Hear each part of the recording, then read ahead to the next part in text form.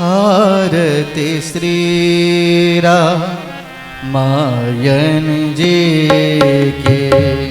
कीरत कलित ललित सिय पे के। गावत ब्रह्मा दिक मुनि नारद। वाल्मीकि बे ज्ञान विशारद। सुख सनकादि शेष अरु सारद। वरन पवन सुत कीरति के। आरती श्री रामायण जी के। गावत वेद पुराण अष्टदश। छावो शास्त्र सब ग्रंथन को रस। मुनि जन धन संतन को सर्वस। सार अंश मत सभी के। आरती श्री रामायण जी के। गावत संतत शंभु भवानी। अरुघट संभव मुनि विज्ञानी। व्यास आदि कवि मर्ज बखानी। काग भुसुंडी गरुड़ के आरती श्री रामायण जी के।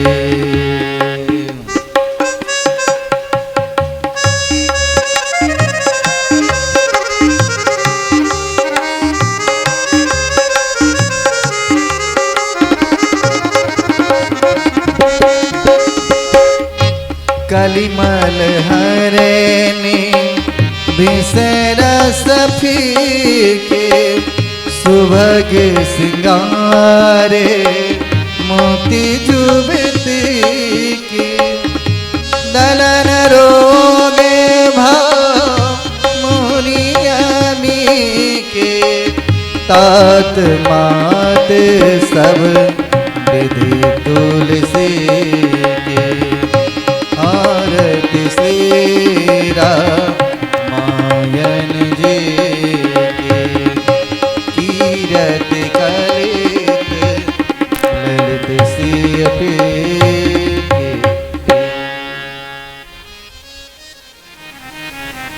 गजाननं भूतगणाधीसेवितं। कपित्थजम्बुफल चारुभक्षणम्। उमासुतं शोकविनाशकारकं। नमामि विघ्नेश्वर पादपङ्कजम्। लोकाभिरामं रणरङ्गधीरं। राजीवनेत्रं रघुवंशनाथं। कारुण्यरूपं करुणाकरन्तं। श्रीरामचन्द्रं शरणं प्रपद्ये। नीलाम्बुजश्यामलकोमलाङ्गं। सीतासमारोपितवामभागं। पाणौ महासायकचारुचापं। नमामि रामं रघुवंशनाथम्। सीतानाथ समारंभां रामानंदार्य मध्यमाम्। अस्मदाचार्य पर्यन्तां वन्दे श्री गुरु परंपराम्।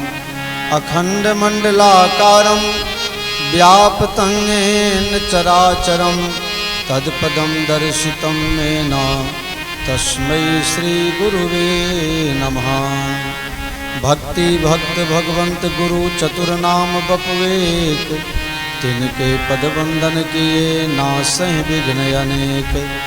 श्यामांडवी उर्मिला श्रुति कीरति बरवाम, चार कुंवर चारों कुंवरी तुलसी करत प्रणाम।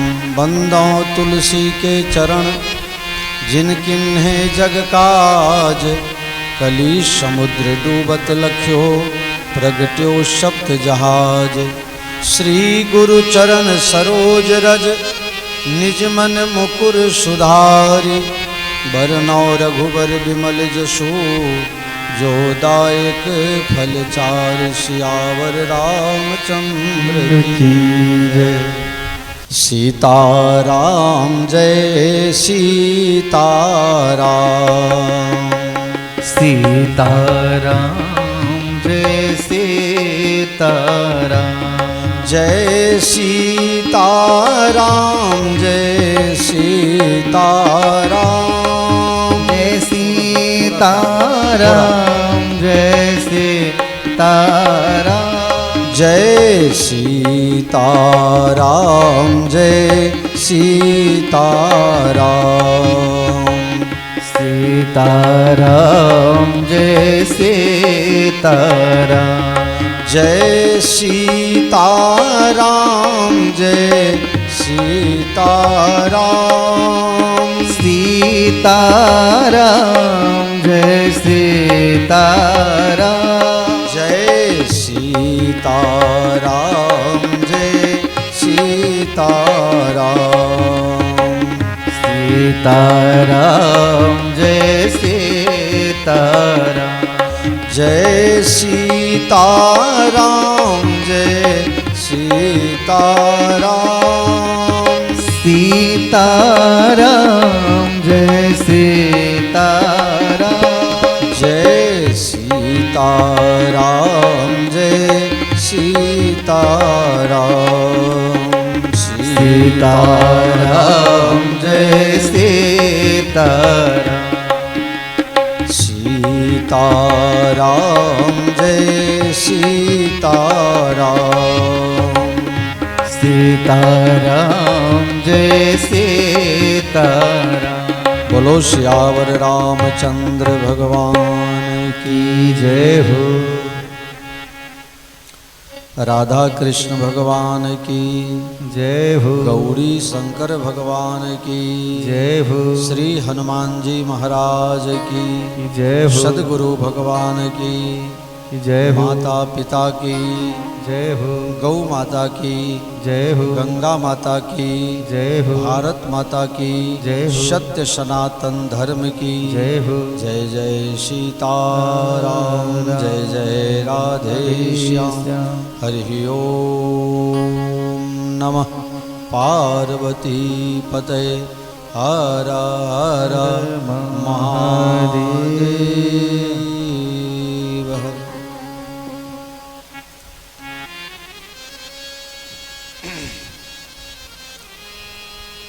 आज दूसरे दिन की कथा में पधारे हुए भगवान के ध्रुव प्रहलाद के समान लाडले प्यारे आप सभी हरिभक्त सज्जन समाज, सती सीता अनुसुईया के पद चिन्हों पर चलने वाली परम स्नेहमयी ममतामयी माताएं बहनें यत्र तत्र सर्वत्र एन केन प्रकारेण इस कथा से जुड़े आप सबों को मेरा प्रेम पूर्वक प्रणाम पूर्वक जय सियाराम। अति हरि कृपा जाहि पर होई, पाँव दे यही मार्ग सोई। हरि अनंत हरि कथा अनंता, अकहीं सुनहीं बहु विधि सब संता। मंगल भवन अमंगल हारी, द्रवं सुदशरथ अजिर बिहारी। सीताराम चरण रति मोरे, अनुदिन बढ़ऊं अनुग्रह तोरे। मोर सुधारहु सो सब भांति, जासु कृपा नहीं कृपा अघाती। मंगल भवन अमंगलहारी, सभी आनंद मंगल के भंडार परमात्मा श्री राम जी तीनों प्रकार के तापों को शमन करने में समर्थ त्रितापहारी भगवान श्री रामचंद्र जी कलयुग के समस्त पापों को नाश करने में जो सक्षम हैं, ऐसे भगवान श्री राम जी के चरणों में हम सब आप सादर प्रणाम करते हैं। मंगल करन कलिमल हरन, तुलसी कथा रघुनाथ की। एक बार त्रेता युग माही, शंभु गए कुंभज ऋषि पाही। संग सती जग जननी भवानी, पूजे ऋषि अखिलेश्वर जानी। संग सती जग जननी भवानी, पूजे ऋषि अखिलेश्वर जानी। एक बार त्रेता युग के अंदर याज्ञवल्क्य जी ये कथा भरद्वाज जी को त्रिवेणी संगम के तट पर प्रयागराज में सुना रहे हैं। प्रयागराज में प्रतिदिन का नियम है, प्रति वर्ष जब भगवान सूर्य नारायण मकर राशि में प्रवेश करते हैं, उस समय प्रयागराज में माघ का महीना और सारे देवता लोग, भक्तजन, संतजन सब लोग वहाँ इकट्ठे होते हैं। इन लोगों की दिनचर्या है, मज्जहि प्रात समेत उछाहा, कहीं परस्पर हरि गुण गाहा। प्रतिदिन प्रातः काल उत्साह पूर्वक त्रिवेणी संगम में स्नान करते हैं। अभी ये कथा आप लोगों ने महाकुंभ मेला में देखा। एक ऐसी लगन लग गई थी पूरे देश से, 60 करोड़ से भी ज्यादा लोग, कई देशों की तो आबादी भी इतनी नहीं होगी, इतने लोग त्रिवेणी में स्नान किए। कुछ तो है, लोग सोचते हैं जाके स्नान करने से क्या होगा, मुझे भी पता नहीं क्या होगा, कुछ होता होगा तब तो सब जाते हैं। जो बात समझ में न आवे, महाजनोगत एन सौ पंथा, महापुरुष जिस रास्ते से गुजरे हों वो रास्ता सही है ऐसा मान के उसका अनुगमन अनुमोदन करना चाहिए। तो प्रति वर्ष इसी भांति अभी आप लोग जैसे कुंभ स्नान में गए, ऐसे प्रति वर्ष वहाँ मेला लगता है। लोग 1 महीना कल्पवास करने जाते हैं। तुलसीदास जी चौपाई में जो जो शब्द का प्रयोग किए हैं बहुत महत्व के साथ लिखे हैं। मज्जहि प्रात समेत उछाहा। ठंडी के समय में कई लोग 3-3 दिन तक, 4-4 दिन तक स्नान नहीं करते। कई लोग तो गर्मी में भी कई रोज स्नान नहीं करते हैं। बुलेट, एक बार किसी ने कहा कि अरे भाई गर्मी का टाइम है 2-3 बार नहाओ, तो नहाने गया। दूसरे दिन पेपर में लिखा हुआ आया, पेपर में छपा हुआ कि गर्मी में 2 बार नहाना चाहिए। अब वो आदमी तो 1 बार नहा लिया था, 10-15 दिन तक स्नान नहीं किया। किसी ने कहा भाई इतनी गर्मी और नहाते क्यों नहीं हो? बोले पेपर में लिखा हुआ था गर्मी में 2 बार नहाना चाहिए, 1 बार गर्मी की शुरुआत हो तब, और 1 बार जब गर्मी का सीजन उतर जाए तब। लेकिन यहाँ तो माघ का महीना, आजकल तो लोग जैसे जैसे धनवान बनते जा रहे हैं, साधनों की कमी लगभग अब नहीं रही। सबके घर में गीजर लगा हुआ होता है। ठंडा पानी से, पहले तो ठंडे पानी से सब नहाते थे भाई गांव में, अब सबके घर में गीजर लगा हुआ है। लेकिन इस समय में भी कोई ऐसा न मान ले कि ये संत महात्मा लोग, भक्त लोग, कल्पवासी, स्नान करने वाले सब कैसे नहाते हैं। इसलिए तुलसीदास जी ने 500 साल पहले लिख दिया है, अरे मज्जहि प्रात समेत उछाहा, कहीं परस्पर हरि गुण गाहा। हमारी दिनचर्या कैसी होनी चाहिए, शायद इसका भी इसमें दिग्दर्शन कराया गया है। मज्जहि प्रात समेत उछाहा, कहीं परस्पर हरि गुण गाहा। तो महात्मा लोग सुबह में उठते हैं और उत्साह पूर्वक, उछाहा मतलब उत्साह पूर्वक, अनेकानेक उत्साह से भरपूर होकर तब त्रिवेणी संगम में स्नान करते हैं। उत्साह क्यों लिखा, इसका 2 कारण। कोई ऐसा न समझ जाए कि मजबूरी में गंगा जी में त्रिवेणी संगम में स्नान कर लिया। मजबूरी में कोई नहीं नहा रहा है, सब के सब उत्साह से नहा रहे हैं। उपनिषद में ऐसा लिखा गया है, उत्साह भंगे धन धर्म हानिर्भवति। बिना उत्साह का कोई काम करो तो धन भी जाता है और धर्म भी जाता है। किसी के दबाव में कुछ काम नहीं कीजिए, किसी के प्रभाव में कुछ काम नहीं कीजिए, अपने उत्साह से कीजिए। उत्साह नहीं हो तो देखावटी भक्ति नहीं कीजिए। अभी देखा देखी बहुत हो गया है। आरती में, इस कथा में जो लोगों ने अपने धन का अत्यधिक उपयोग किया है, बड़े राजी खुशी से 5 पैसा देकर दिलाकर इस कथा में सहभागी हुए हैं, तो कथा के आयोजकों द्वारा उनमें से 2, 4, 5 व्यक्ति को प्रतिदिन भगवान के यहाँ फूल चढ़ाने का, भगवान का आशीर्वाद लेने का, प्रणाम करने का मौका दिया जाता है। लेकिन देखते हैं तो जैसे प्रसादी बंट रहा हो, एक को देखा तो दूसरा दौड़ के आ गए। जिसको कहा गया है, बुलाया गया है, उसी को आना चाहिए। अगर कहा गया है, बुलाया गया है, तो बड़े प्रेम से आ जाना चाहिए। बिना बुलाए आना व्यवस्था में खलल पहुंचता है, व्यवस्था में त्रुटि हो जाती है। इसलिए जिनको जिनको बुलाया जाए वही लोग आवे।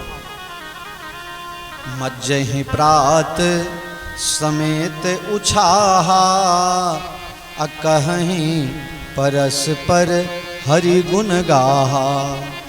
आवाज सब तक पहुंच रही है सही से? तो उत्साह पूर्वक, ये नहीं कि किसी के दबाव में नहाने जा रहे हैं। उछाहा, उत्साह पूर्वक स्नान कर रहे हैं। तो स्नान करने के बाद क्या, गरम कपड़ा पहन के या फिर आग तापने चले जाते हैं। फिर क्या करते हैं, पूजहि माधव पद जल जाता, परसी अक्षय बट हर्षित गाता। वहाँ जाके भगवान माधव की पूजा करते हैं, अक्षय बट में जाके उनको जल चढ़ाते हैं, परिक्रमा करते हैं, और फिर अपने एक जगह सभी संत भक्त लोग, महात्मा लोग इकट्ठे होते हैं। वहाँ चर्चा होती है भगवान की। अरे कहीं परस्पर हरि गुण गाहा, एक दूसरे से भगवान की चर्चा करते हैं। और आजकल घर पर बात करने को नहीं मिलता है, तो कथा में भी आ करके कई दिनों के बाद मिले, वर्षों के बाद मिले, ये एक बहाना हो गया। चलो भाई कथा में मुलाकात तो हो जाएगी। तो यहाँ भी आ करके, यहाँ तो आप लोग सब बड़े अच्छे हो, मैं दूसरी जगह की बात करता हूँ। यहाँ डर के मारे बोलना ठीक नहीं है। अन्यत्र की बातों को ला करके और कथा का अमूल्य समय हम खो देते हैं और बाद में सोचते हैं महाराज जी ने ये बात तो कथा में बताई ही नहीं, लेकिन उस समय तुम कहीं और भटक रहे थे, उसमें हम क्या करें। कहीं परस्पर अच्छे लोग इकट्ठे होते हैं तो क्या करते हैं, किसी की प्रशंसा करते हैं। किसी की प्रशंसा क्या करना, प्रशंसा उसकी करें कि जिसके पास प्रशंसा निंदा स्तुति का कोई महत्व नहीं है, सिर्फ सत्य का महत्व है। आदमी प्रशंसा से खुश हो करके आपको थोड़ा सा धन दे सकता है, लेकिन भगवान खुश हो करके उसको किसी को कुबेर भी तो बना सकते हैं। किसी ने कहा तुम भगवान के पास रोज मंदिर में आकर के मांगते हो, किसी धनवान के पास जाओ, रोज भगवान से प्रार्थना करते हो, हे भगवान ये दे दो, हे भगवान वो दे दो। जाओ कहीं किसी धनवान के पास विनती करोगे तो मिल जाएगा। मंदिर में चरणामृत और प्रसादी के अलावा क्या मिलेगा। कहा जिसके पास आप कह रहे हो मांगने के लिए, वो भी तो किसी के पास मांगता होगा, वो भी तो किसी के पास मांगता होगा। तो धन के भंडार कौन है, लक्ष्मीपति कौन है, भगवान है। तो भगवान के पास जा कर के ही मांगना। और ये दुनिया जब देती है तो कभी न कभी उलाहने के तौर पर एहसानमंद कर देती है। आपसे कुछ बड़ा काम चाहती है, आप उसके काम में आइए, ऐसी अपेक्षा रखती है दुनिया। इसलिए जहां तक हो सके हम स्वनिर्भर होने का प्रयास करना चाहिए। दुनिया देती है तो सुनाती भी है। बहुत जगह एक आदमी कहीं जा रहा था, पाकिट कहीं भूल गया, उसके जेब में पैसा नहीं था। बस स्टैंड पर पहुंच गया, वहाँ उसका एक मित्र था। कहा भैया क्या बात है, कहाँ जा रहे हो। अरे ससुराल जा रहे हैं, लेकिन पैसा का पाकिट भूल गए घर पर, तुम दो न 100 रुपया मुझे पैसा आकर के दे देंगे। उसको ढूंढने वाले कोई आए, अरे फलाने भाई को देखे हो, हाँ हाँ अभी मेरे पास 100 रुपया लेकर के ससुराल गया, अभी मेरे पास 100 रुपया। कम से कम 100 आदमी को बता दिया मेरे पास 100 रुपया लेके ससुराल गया।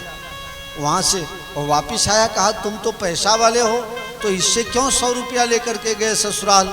इसने तो पूरे गांव में सबको बता दिया कि 100 रुपया लेके ससुराल गया, 100 रुपया लेके ससुराल गया। दुनिया देती है तो सुनाती है। हम दुनिया को देने के लायक बने, भगवान से ये प्रार्थना करनी चाहिए। और अगर भगवान देने के लायक बना दें तो इस बात का अहंकार न करना चाहिए। आपको भगवान ने दिया है, बहुत से लोग मेहनत करने के बावजूद 2 टाइम का भोजन नहीं प्राप्त कर पाते हैं, और बहुत से लोग कम मेहनत करने के बावजूद भी बहुत अच्छा जीवन जीते हैं। ये उनके पूर्व जन्म का किए हुए कर्मों का प्रताप है। अगर इस जन्म में अच्छा नहीं हुआ तो हो सकता है अगला जन्म बिगड़ सकता है। तो कथाएं एक दूसरे से कहते हैं, भगवान की चर्चा करते हैं, हरि चर्चा करते हैं। याज्ञवल्क्य जी को भरद्वाज जी ने राम कथा पूछी है। याज्ञवल्क्य जी ने कहा हम वही राम कथा सुनाएंगे जो राम कथा शंकर भगवान ने पार्वती जी को सुनाई थी।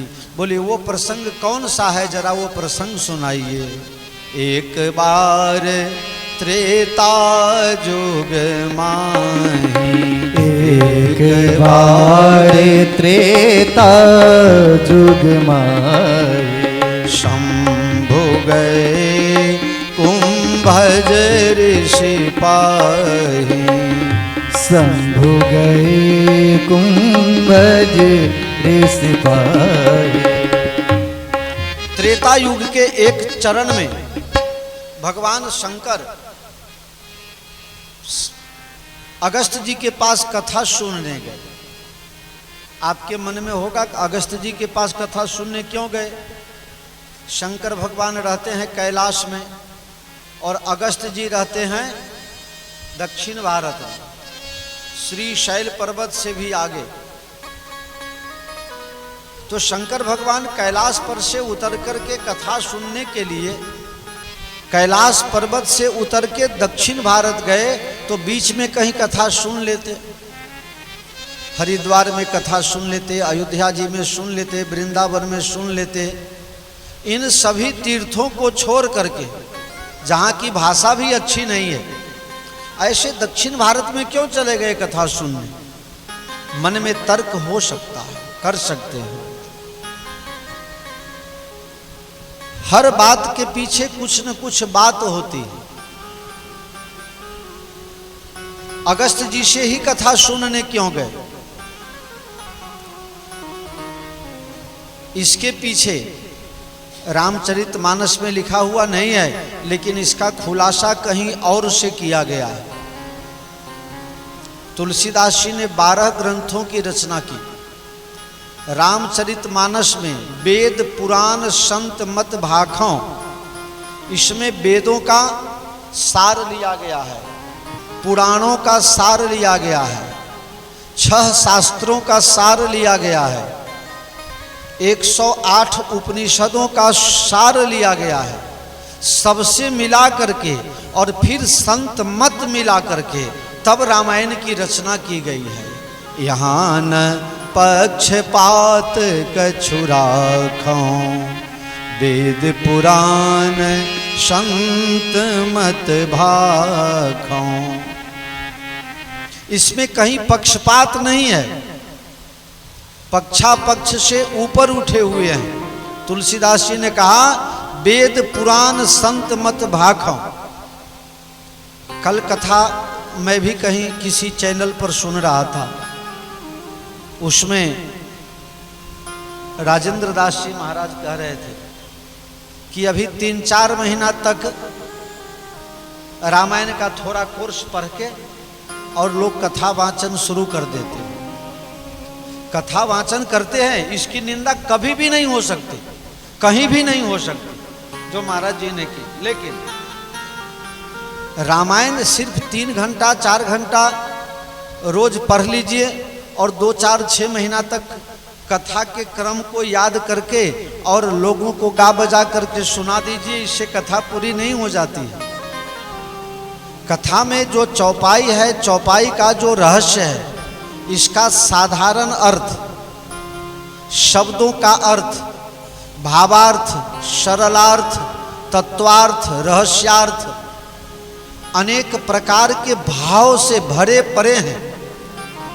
इसलिए रामायण के अंदर रामायण की बात को जानने के लिए तुलसीदास जी के 12 ग्रंथों को पढ़ना जरूरी है, 18 पुराण को पढ़ना जरूरी है। कुछ प्रसंग ऐसा है जो रामचरितमानस में नहीं है, इसका खुलासा अग्नि पुराण में किया गया है, इसका खुलासा ब्रह्म पुराण में किया गया है, ब्रह्मांड पुराण में, इसका खुलासा वायु पुराण में किया गया है।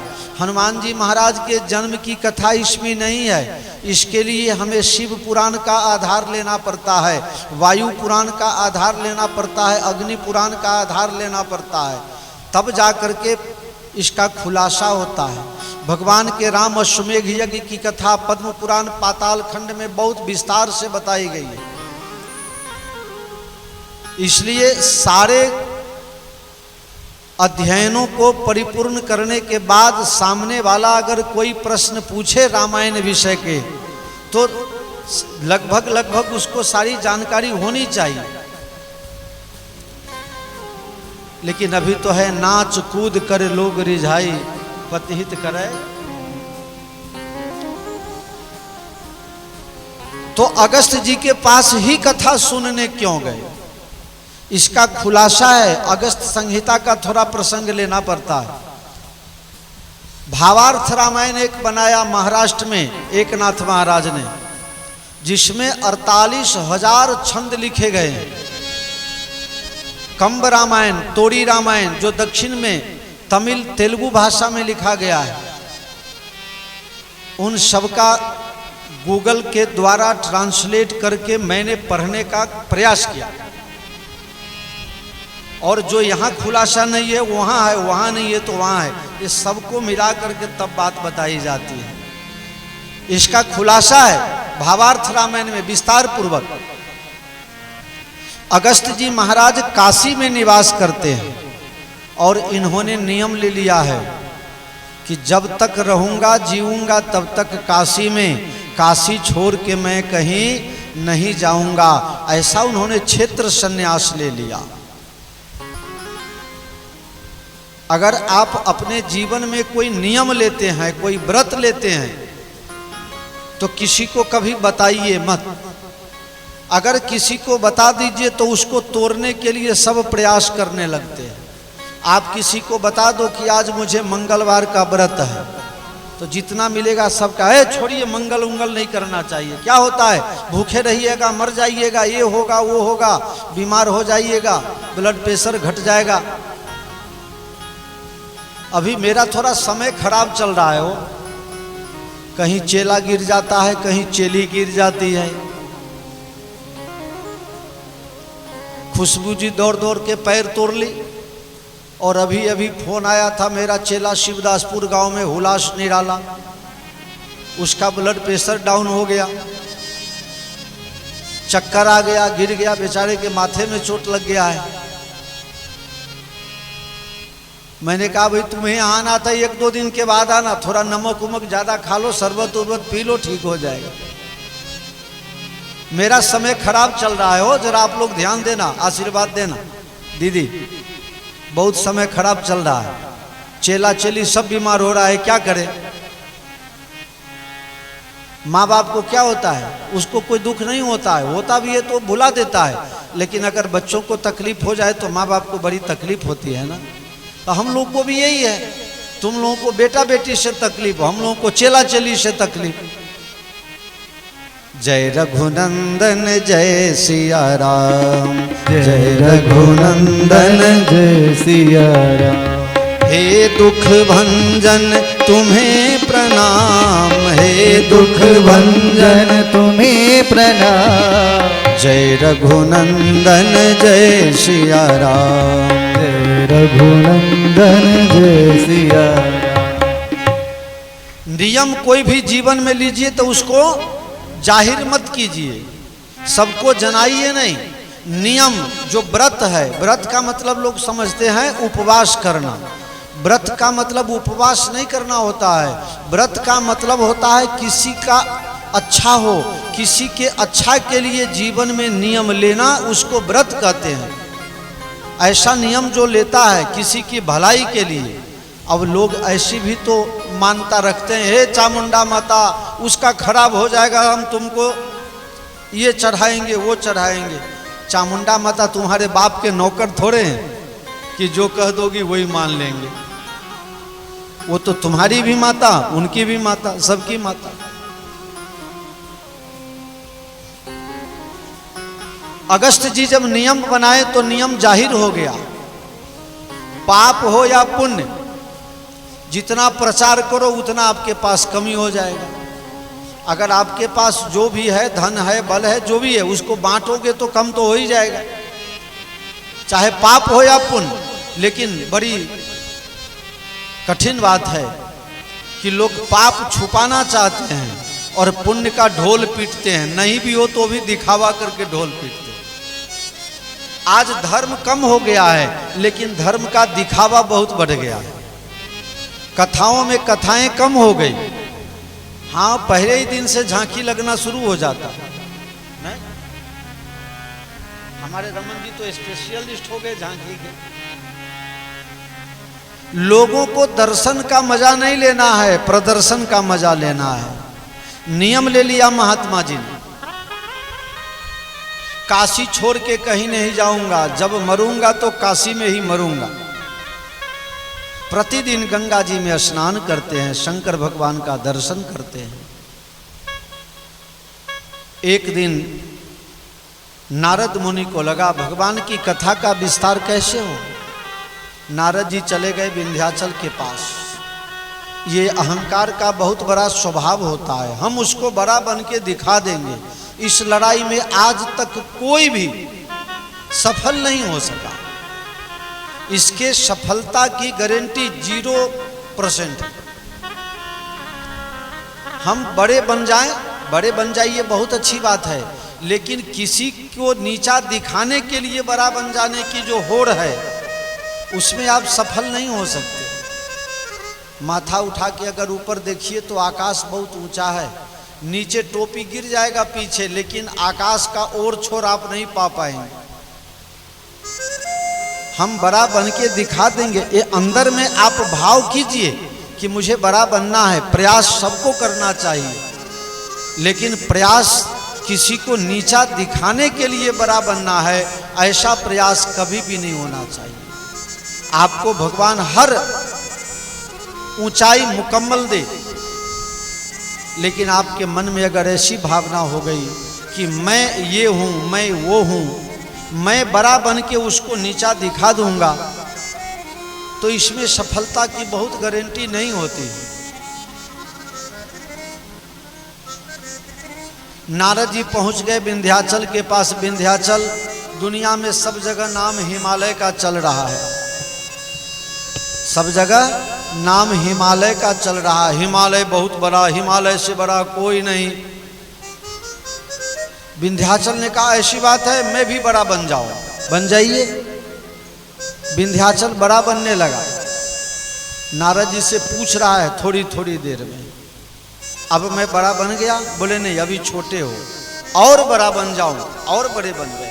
अब नारद बाबा कैसे लग रहे हैं? बोले अभी भी छोटे दिखते हो, और बड़ा बन जाओ।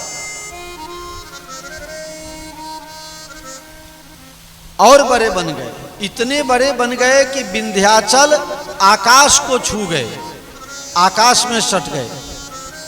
अब जब विंध्याचल आकाश में सट गया तो एक तरफ सूरज का रोशनी जाना बंद हो गया, संसार के आधे हिस्से में अंधेरा छा गया, पत्ते सब पीले पड़ने लगे, लोगों में विटामिन डी की कमी होने लगी।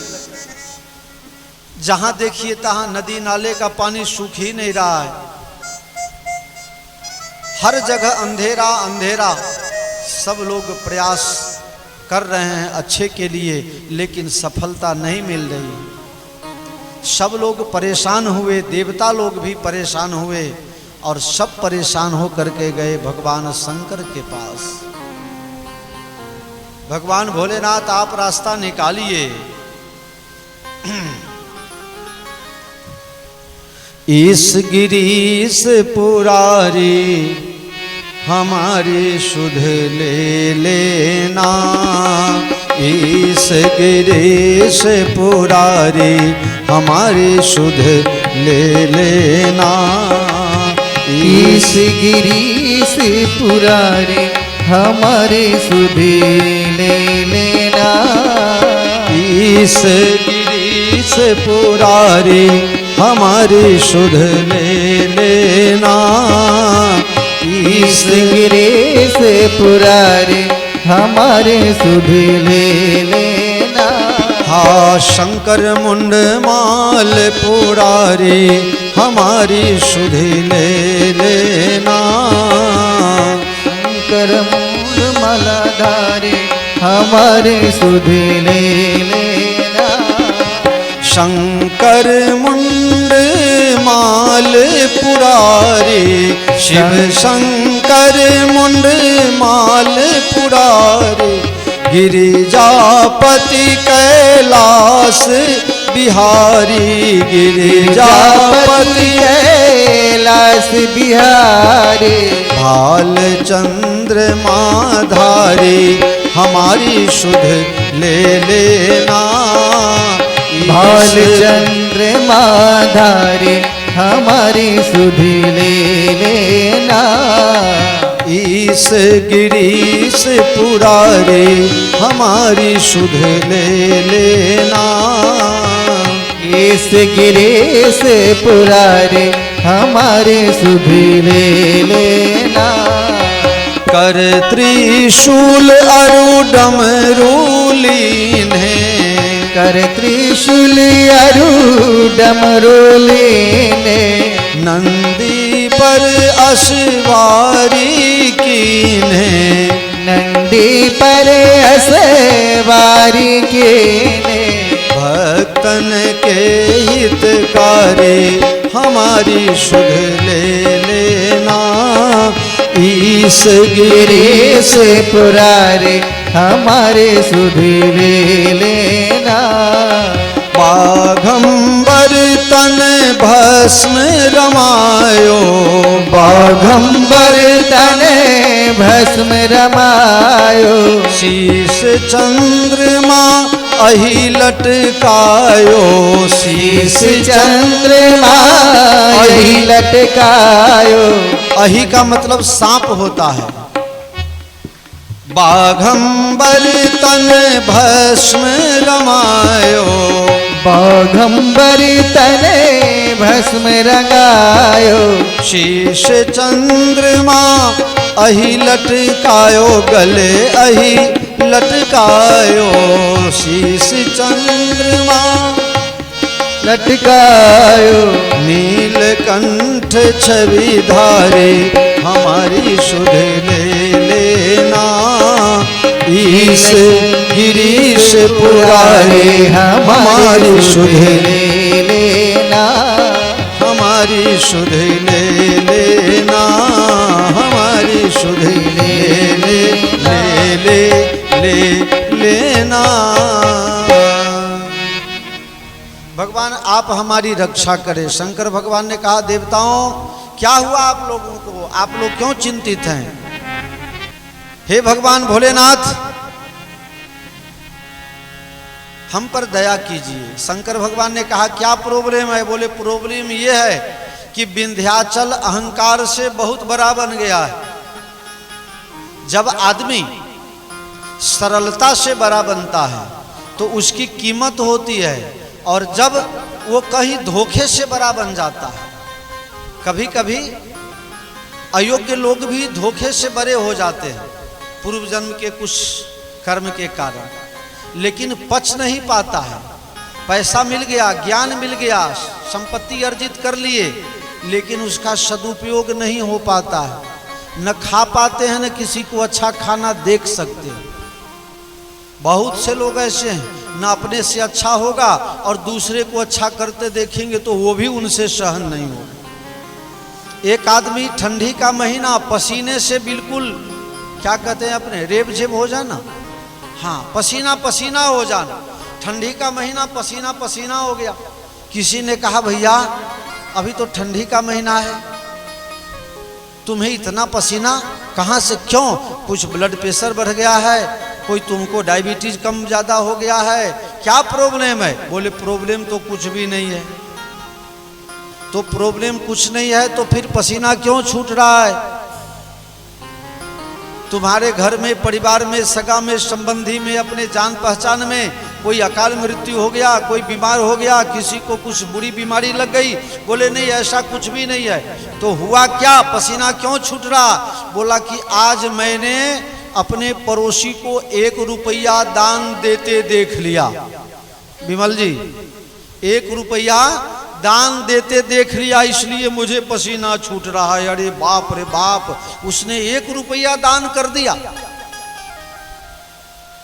ये पसीना छूटने से कुछ नहीं होगा।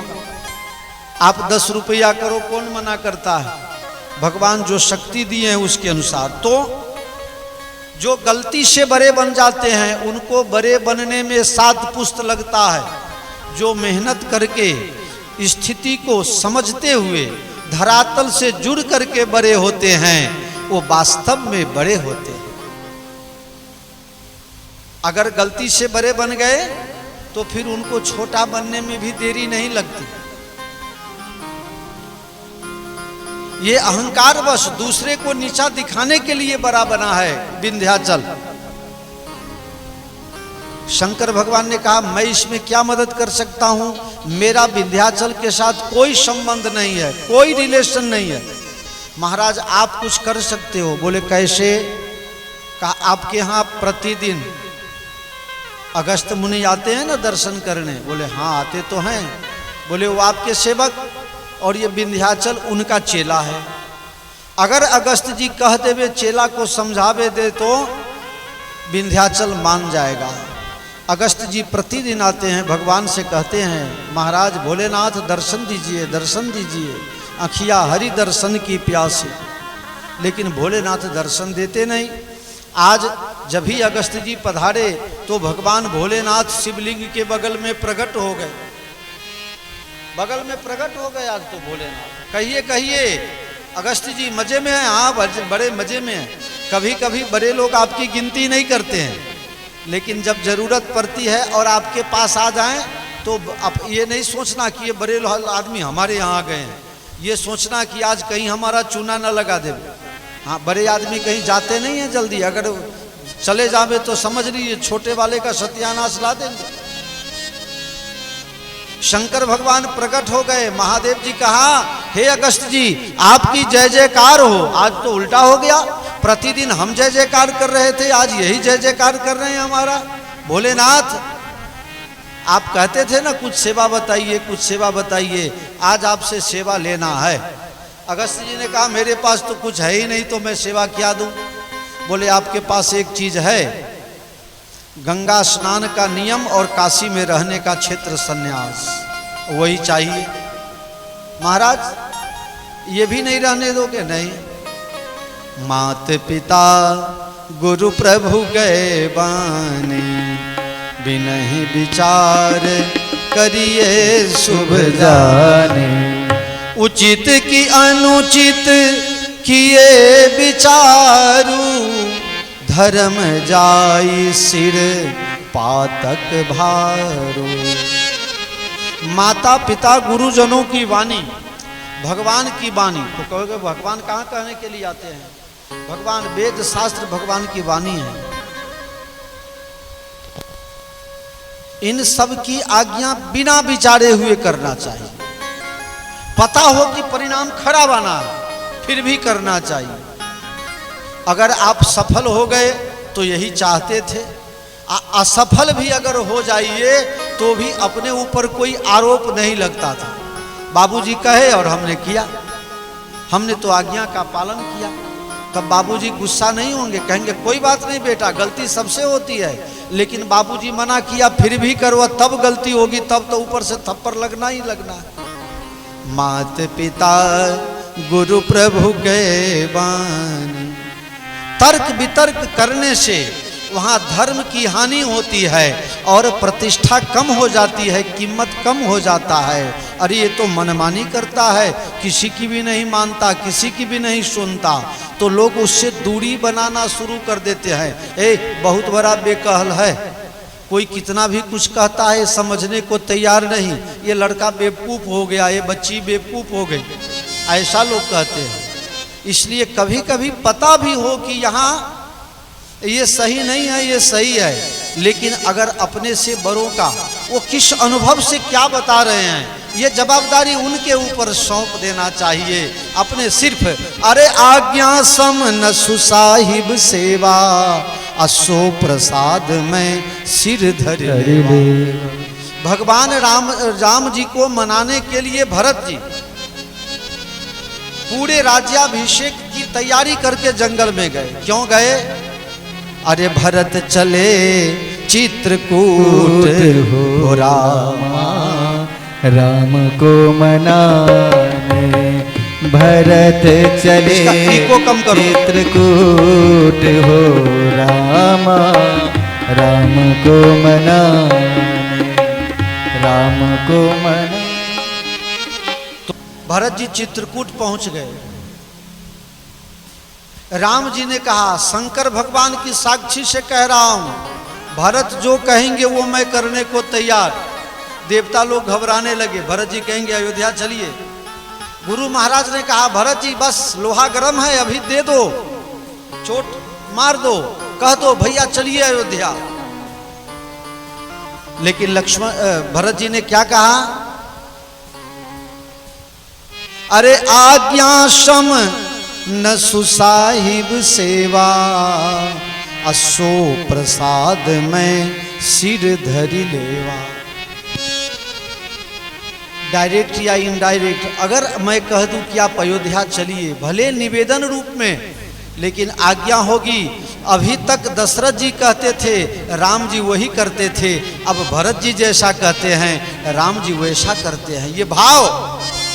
इसलिए भरत जी ने कहा मैं यहाँ आया, मेरा सम्मान हुआ, बहुत बड़ी बात हो गई, अब तो राम जी जैसे करेंगे वैसे होगा। राम जी आज्ञा सम न सुसाहिब सेवा, सबसे बड़ी सेवा है आज्ञा का पालन करना। अपने को जहां अनुकूल पड़े, हम गुरु जी जो कहते हैं वही करते हैं। अनुकूल न पड़े तब गुरु जी आप नहीं समझ पाइएगा, हमारे गांव की परिस्थिति ऐसी है, हम लोग को समझा दिया जाता है। गुरु जी हमारे गांव के लोग ऐसे हैं इसलिए हम ऐसे रहते हैं, और अगर अच्छा हुआ लाभ हो रहा है, हाँ गुरु जी कहते हैं, गुरु जी की आज्ञा माथे चढ़ाता हूं, महाराज आप जो कहेंगे वही करेंगे। तर्क वितर्क जहां करना चाहिए, ये जीवन तर्क से नहीं चलता है, जीवन प्रेम से चलता है। और प्रेम जीतने से नहीं सफल होता है, प्रेम हारने से सफल होता है।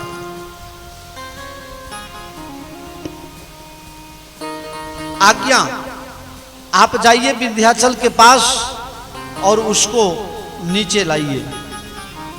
महाराज गंगा स्नान छूट जाएगा, महाराज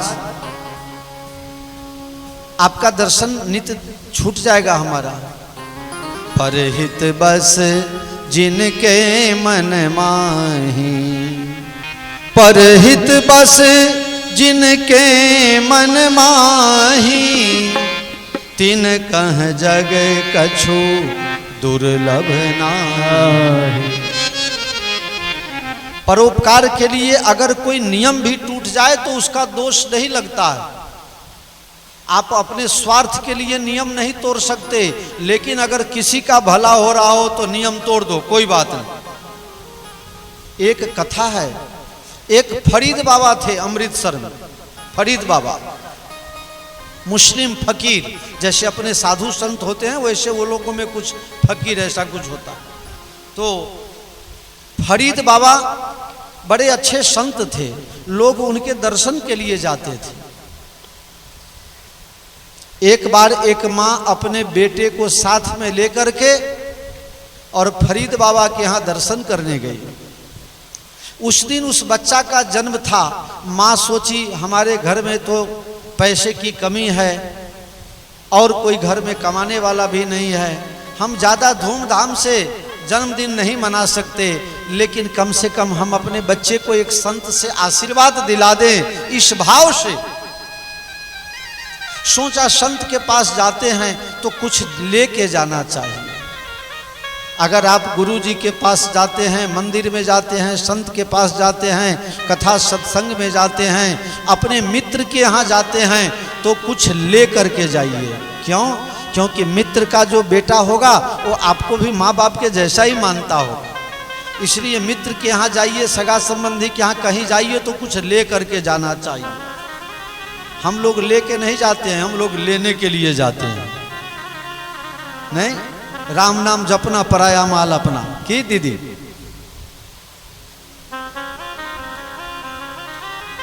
तो माता जी के मन में विचार आया कि फरीद बाबा के यहाँ क्या लेकर के जाएं, बाबा को क्या अच्छा लगता है। किसी ने कह दिया बाबा को जिलेबी बहुत अच्छी लगती है, जिलेबी। जिलेबी बहुत पैसा नहीं था, फिर भी कहीं से जाके 100-50 ग्राम जिलेबी ले लिया और लेकर के गया। बच्चे को साथ में लेकर के बच्चे को कहा बाबा को प्रणाम करो, और बच्चे के हाथ में जिलेबी दे दिया।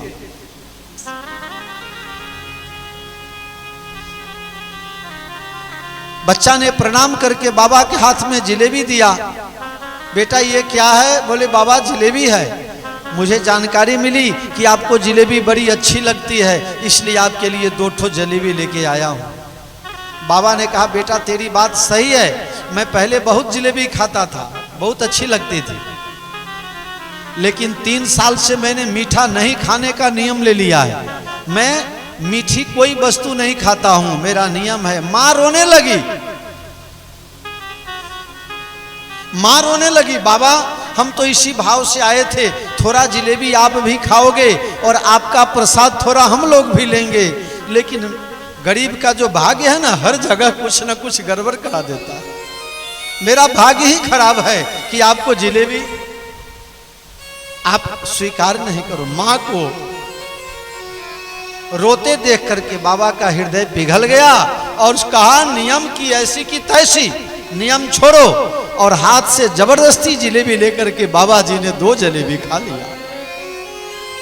अब वो माँ का हृदय कितना प्रसन्न हुआ होगा, उसका आशीर्वाद कितना मिला होगा। इसलिए नियम जितने भी बनाए जाते हैं अच्छाई के लिए, लेकिन अगर कुछ नियम ऐसे भी बन गए हों जो किसी के लिए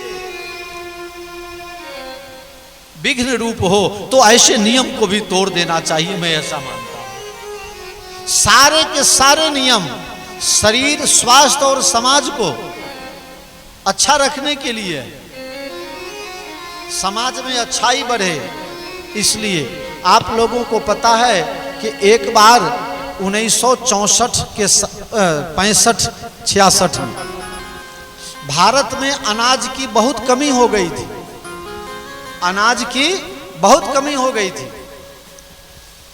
अमेरिका, ऑस्ट्रेलिया वाले ने गेहूं देना बंद कर दिया था और तब हम गेहूं के मामले में आत्मनिर्भर नहीं थे। भारत की आर्थिक परिस्थिति बहुत खराब थी और उस समय के प्रधानमंत्री श्री लाल बहादुर शास्त्री जी ने कहा कि हम भारतवासी हमेशा कोई न कोई उपवास करते हैं। जो उपवास करता है, करो ना करो कोई बात नहीं, लेकिन सोमवार के दिन एक टाइम का सारा भारतवासी उपवास करेगा और एक टाइम का अनाज अगर बच जाएगा पूरे भारत में तो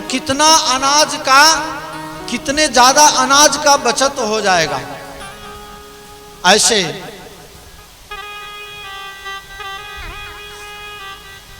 प्रधानमंत्री हुए। एक आवाज से जब 1965 में लड़ाई हुई, उस समय में आप लोगों को पता हो या ना हो, बंदर भालू हमारे पाकिस्तान के साथ लड़ाई करने गए थे और पेड़ की डाली तोड़ करके और तब दुश्मन में जा करके आक्रमण करते थे। ऐसे प्रधानमंत्री थे।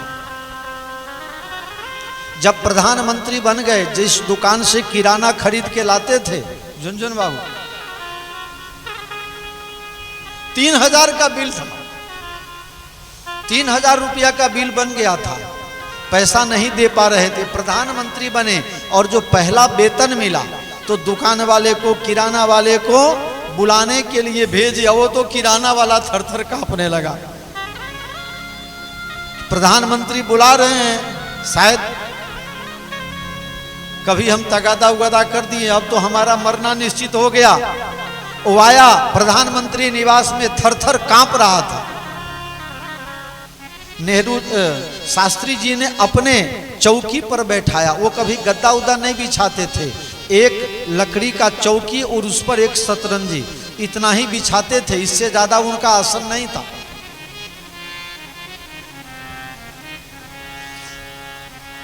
भाई तुम क्यों कांप रहे हो? तुम तो हमारे अन्नदाता हो, तुम्हारे अन्न से हम पले हैं। आज मुझे पैसा देने की शक्ति हुई है, इसलिए तुमको बोला। सरकार मुझे कुछ नहीं चाहिए, हमको छोड़ दीजिए, मेरी गलती हो गई। अरे क्या गलती हो गई? कोई गलती नहीं हो गई। और तब जाकर के उसको, तो ऐसे लोग हुए हैं। अहंकार किस बात का? तो परहित बस जिनके मन माही, तिनकह जग कछ दुर्लभ नाही। जो जिसके हृदय में परहित का भाव है उसको नियम तोड़ देना चाहिए। संतत संत प्रशंसत तेहि, संतों की सभा में उसकी प्रशंसा होती है। इसलिए आप नियम छोड़िए। महादेव नियम तोड़वा रहे हैं, महादेव को नियम का सपोर्ट करना चाहिए, नियम तोड़वा रहे हैं। झुनझुन बाबू ध्यान रखना, मेरी पिछली बात को याद रखना। बहन जी की फरियाद नहीं आना चाहिए। क्यों बहन जी, अब फरियाद वाली बात तो नहीं है ना? हाँ बता देना। शरीर बिगड़ जाए, समाज की व्यवस्था बिगड़ जाए। शरीर माध्यम खलु धर्म साधनम, शरीर धर्म करने के लिए साधन है, अगर यही साधन ही बिगड़ जाएगा तो साध्य की प्राप्ति लक्ष्य तक कहां से पहुंच पाएंगे। शंकर भगवान ने कहा नियम छोड़िए, जाइए पूरे दुनिया का कल्याण कीजिए, एक आपका नियम टूटेगा तो दुनिया का कल्याण हो जाएगा। अगस्त जी की इच्छा नहीं है, वहां से चले विंध्याचल के तरफ, लेकिन मुरमुर के देख रहे हैं जिससे ज्यादा लगाव हो वो अपने से दूर जाता है तो अच्छा नहीं लगता। प्रीति एक बार फोन की थी, भैया आप चले गए तब से मन नहीं लगता। वाह वाह, तुम्हारे प्रेम को नमस्कार, वंदन, प्रणाम। क्या भाव है। मैं तो छोटा साधु हूं, मेरे पास कुछ है नहीं, हम क्या दे सकते हैं। लेकिन अगर आपको लगता है कि मैं इस लायक हूं तो आप सबके प्रेम को मैं प्रणाम करता हूं।